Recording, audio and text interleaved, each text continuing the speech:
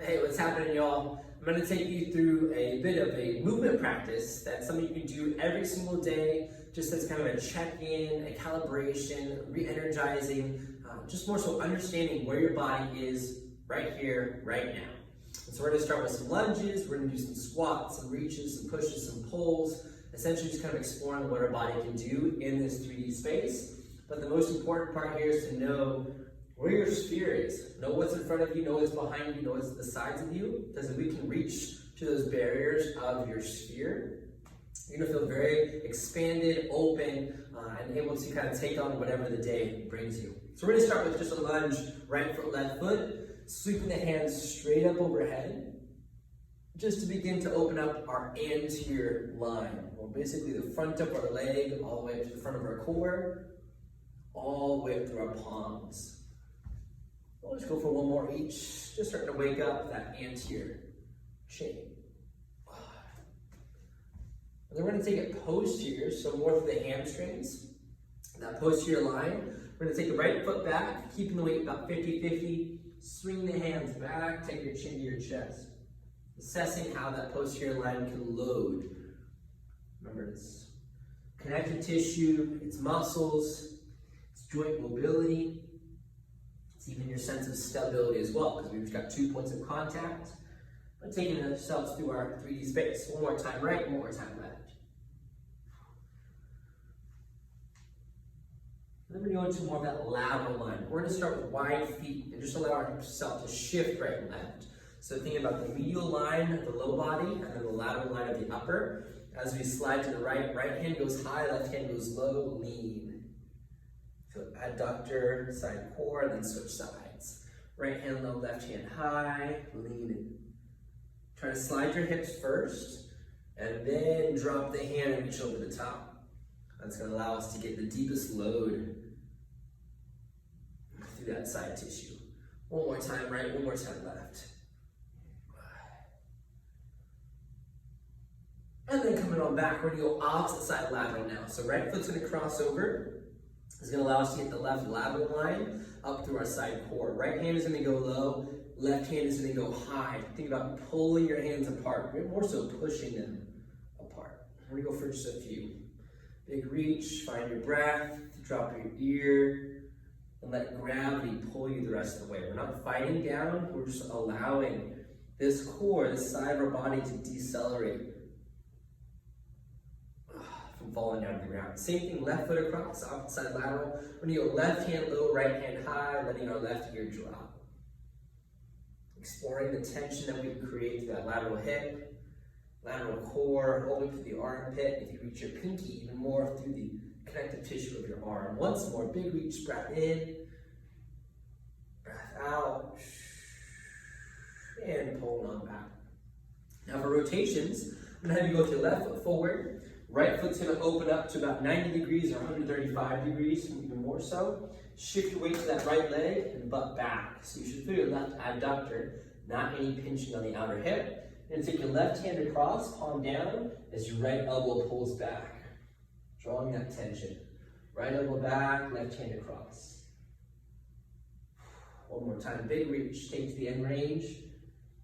Not too much effort in the shoulders, not too high, let them drop. And then go ahead and switch. Right foot glued, left foot's going to open up, about 135. Left elbow pulls as the right hand reaches across. Shifting your weight to that left leg, keeping that right foot glued. Don't let it bail out, keep it flat. Once more, big reach, breath in, breath out. And relax. And final bit here for the pure plane loading. We're going to take our right foot, glue it down, left foot's going to come across. We're going to reach left hand across, and right hand is going to open up. Try to keep the arms straight. Left palm down, right palm up. Turn your head, and come back home. Left hand reaches across, right hand opens. Getting that spiral line starting to load up before we hit it a bit deeper here in a second. Beauty. Now left foot glued down, right foot coming across. We're going to take the right hand through, left hand opens, palm up. Testing our thoracic spine's ability to rotate, hips ability to work with that T-spine, and the mobility, stability all the way through our ankles. Once more, big reach, open, coming across, and relaxing. So that's our lunge sequence there.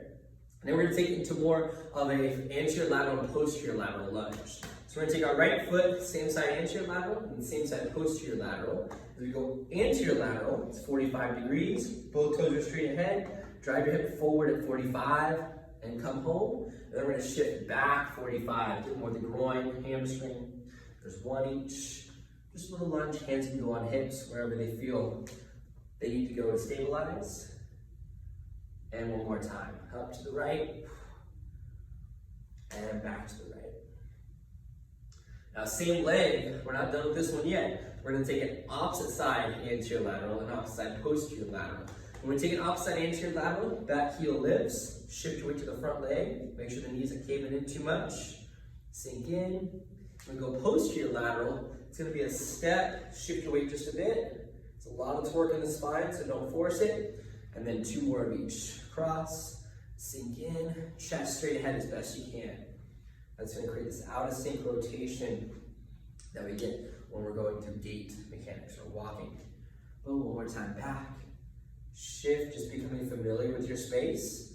And then we're going to do the same thing with your left foot. So now left foot up at 45, anterior lateral, back heel lifts, hip extends, and then back or posterior lateral, back at 45 degrees. Shift weight in the butt and feel that inner thigh. And it's not just about going into position, it's about getting into position and then creating the right torque or the right tension through your tissue. And so it takes some conscious effort of just positioning and exploring and really communicating with your body what you're feeling. And that's the beauty of this move practice, is you'll always learn something new. The more you're focusing on your body, what you're doing, and what are you trying to create? What sensation can you get out of that motion? Now right foot stays where it's at, left foot comes across, opposite side anterior lateral, up the back heel lift, as you come back, step, transfer weight a little bit.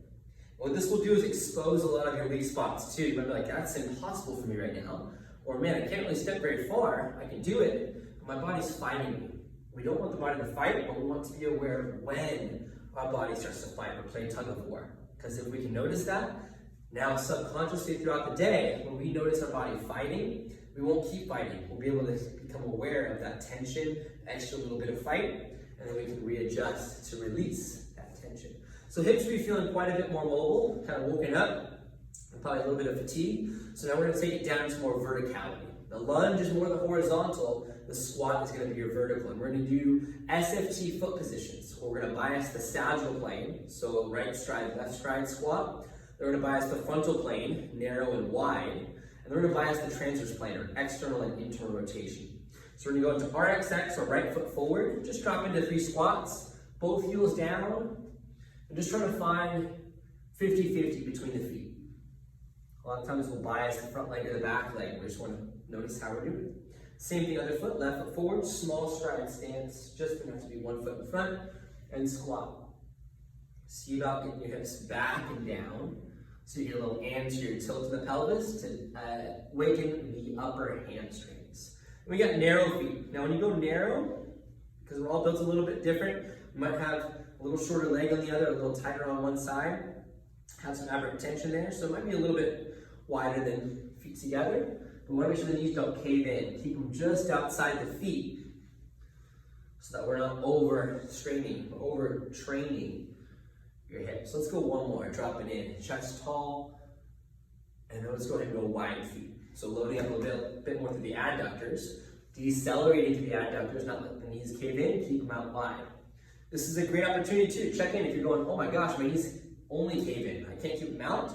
Chances are you have some aberrant tension in the inner thighs, maybe somewhere else too, in the calves. We got external rotation now.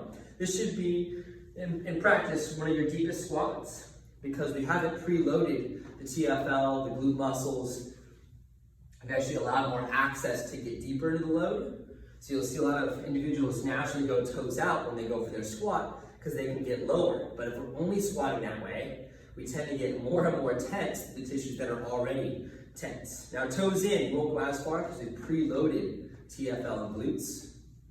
We'll go ahead and drop in, see where you can get to. Notice like, ooh, my body's pulling me one way. A lot to learn from your body's tendencies or from your bailouts.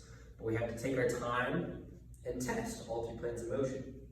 So there's our squats. But now I want to go into a bit more of a single leg squat. I'm going to have you do 3 different toe taps. We're going to go posterior tap, posterior lateral tap, and then opposite side posterior lateral tap. And with each one of these, try and keep your hips square. Try not to let your foot pull your pelvis into too much rotation. This is going to allow us to get deeper loading through hamstring, then more adductor, and then more on the outer hip and glute. So start with the toe tap straight back. I'm going to have you drop down and pop up. Head over front foot, so we're not shifting to our back leg. We got to load up that front side. Once more. And then take your foot back at 45 degrees. Let your hips kind of push towards that foot so you get that anterior tilt and right lateral tilt. Now it's that right adductor hamstring. Ooh, it's a burner. Just body weight is a great way to start. Then you can add more load on top once you're successful. Now when you take your left foot back to posterior lateral on the opposite side, outside of the pinky. That way we're not, pinky toe, that way we're not twisting too much.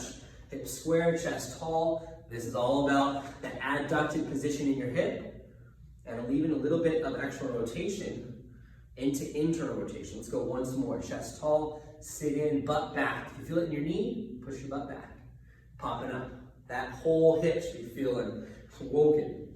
We're gonna go right foot now, toe tap. Head is over your left foot. Squat and drop it down, pop it up. Drop it down, once more. And then take it posterior lateral. Let your hips tilt to the left and anterior, dropping in. Ooh, lots of that upper hamstring, deep adductor attachment there. And the last one's take it opposite side, posterior lateral on the pinky toe.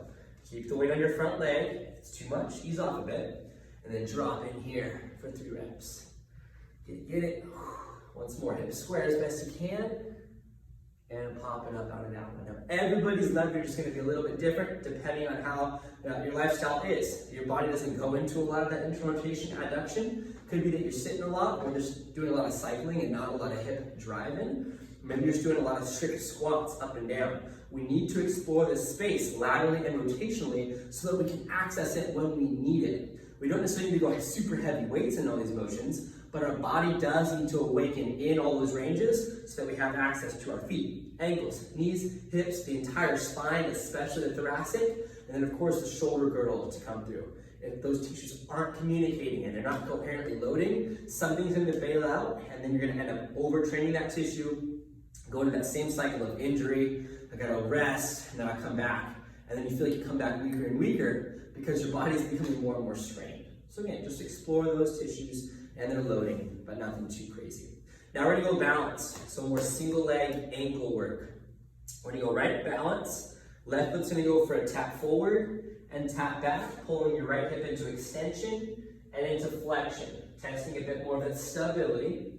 Going once more forward and back. And we got lateral. Take it across, that's the adducted position of your right hip. And then take it to the side, there's your abducted position.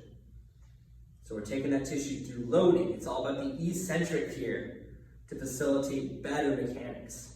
Go ahead and rotate, external and internal rotation. Open up, don't let that knee cave in. Keep the hips stable. We're not trying to flex, actively engage, but we want to be aware of when our body bails out, because then we do need to start thinking, all right, what can I do to the rest of my hip, my ankle, my foot in order for me to get to that full range with ease?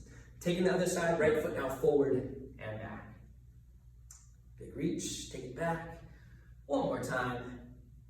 And then we're gonna go into the adducted and abducted state. Adduction is when you come across, this leg is being flexed inward, and then take it into that abducted state. If you see this just with the foot, we're not getting that through the hip. We need to abduct and adduct. Once more. And then we want to open up. External rotation, internal rotation. Open, close it down. Make sure that knee isn't caving in too much. A little bit of motion is good so our body can explore it.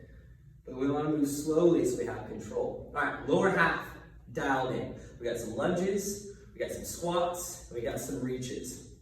Now, upper body, I'm going to take you through a little flow that gets your core not flexed and really tight, but dynamically able to load through all 3 planes of motion. It's flexion and extension, so coming forward, leaning it back. It's lateral bending right and left, and it's rotation left and right. If anybody tells you don't combine those three, they have no idea what they're talking about, because our spine has the capability to do it. What we have to do is train it over and over and over again without load, just our body weight, so that proprioceptively we're aware of when our body's in this position, we know which tissues to help pull us back, and our connective tissues that fight us, it allows us, it kind of gets this spiral tension and pulls us back. So I'm going to take you through flexion and extension first. You're just going to swing down, chin tucks the chest, let your whole spine round off. Think about your vertebrae, the C-spine, thoracic, and lumbar. You got 5, you got 12, and you got 7. Lots of pieces to move, but mid-back doing the most. Then go ahead and take your hips into extension, core into extension, T-spine into extension, look up, and come right back down. Many times people are just bailing out in this position, is why back bending or extension is frowned upon. It's really good for you, but we have to make sure the hips are working in tandem with your spine, because if they're going against it, now we're going to create damage. But you've got to be aware of when your body bails versus when you're telling it what to do. That's the beauty of the movement, is you become so much more aware of how those tissues work together. And then lateral motion. So I'm going to have you take your hands high, thumbs touching, fingertips reaching up, less in your shoulders, more extension in your thoracic spine. Let's go ahead and lean left, lean right. It's less about falling, it's more about lifting, the lengthening side, that eccentric tension. If we can focus on getting that eccentric load and we feel it, now our body has something to remember. It's got something to integrate. The feeling is so key. Less about the movement pattern. Our body likes patterns, it likes to stay in one spot, but that's how we end up grinding our gears, going to the same spot over and over and over again. The same hip hinge, the same overhead press. Those tissues only have so much love if we don't take them through rotation and lateral loading. So we have to do it mindfully. Now the last one's here, palms down, thumbs stand, thumbs touching, twist left, twist right. Notice if you go so far that your elbow bends, you're bailing out. Take yourself into rotation, but only as much as your body allows in that twist. Head can turn or follow. These pure plane ones here. Once more, all the way around. See how far you can go without your feet bailing out. A little movement is good, just don't let it turn out. And relax. That's our pure plane. Now we want to go more of our diagonals. So I want you to go with thumbs touching together. Take your hands down to your right, pivot your left foot. This is going to grant you more internal rotation, thus more rotation to your thoracic spine. Here we're fighting it, here we're gifting it. Down right, and then up to your left, pivot your right foot. Down right, pivot left. Let your body fall with the shoulder, and then let your body extend back. If you're afraid of going through this motion, the number one thing to get better is to go through this motion and notice when you're in fear here, when your body flexes and braces. So many of us have been taught to flex our core, squeeze our glutes, hold tight, neutral spine. It's good to have that at some point when you're lifting heavy weights, but most of the things we do during the day are not heavy lifting. We're lifting our body, and we tend to get non-impact injuries because we're not training in these rotations or these loads that our body's going to experience most definitely throughout the day if we're having a good time. We don't want to be thinking about it so much, so we train so that our body has access. It has the knowledge, the awareness proprioceptively to get you through the day successfully, and then every step becomes a rep, as opposed to every step becoming more fatiguing and tiring you out. We want every step to make you better. So this is how we're going to do it. Down left, pivot your right foot. Notice how much further you can go. Up to your right, pivot your left foot. Extend, flex. Most of this is about coordinating the timing, the sequencing of foot, hip, spine, and shoulder. A lot of us are very shoulder dominant, and so we do a lot of this, right? There's nothing helping us from our core and our hips, or our foot even. As soon as we go here, our spine goes, thank you so much, lower body, for working with me as a whole piece, not as all these individual little segments. We work all together with this. All right, we got our diagonals. Now we want to go type 1s and type 2s. So think of what you've heard of like coupling, which is lateral flexion, rotation. Lateral flexion, rotation, you have type 1s and type 2s. We're going to treble that. We're going to add flexion and add extension. And if that makes you go, oh my gosh, I might hurt my spine, then don't go as far. We have to make this a daily practice in order to get further and further and further, and then add capacity, add load. You don't want to add weight to this at all in the beginning. Then, once you feel more stable and more coherent with your tissues working together, throw a couple pounds in your hands, 2 or 3 pounds, not 50, right? So we're gonna take your left hand across, pivot your left foot. We're gonna go into type 1, which means we're gonna rotate one way, but lean the opposite. So we're gonna facilitate spine motion by taking your right hand over the top, and then underneath. Over the top, and underneath takes us into a little bit of type 2, but we're emphasizing type 1 here. If your foot's bailing out, you're too far. Keep that foot glued. Once more, big reach. And then we're gonna go type 1 the other side. So right hand's gonna come across, reach it, let your right foot pivot, let your whole spine rotate with this. This is not your arm.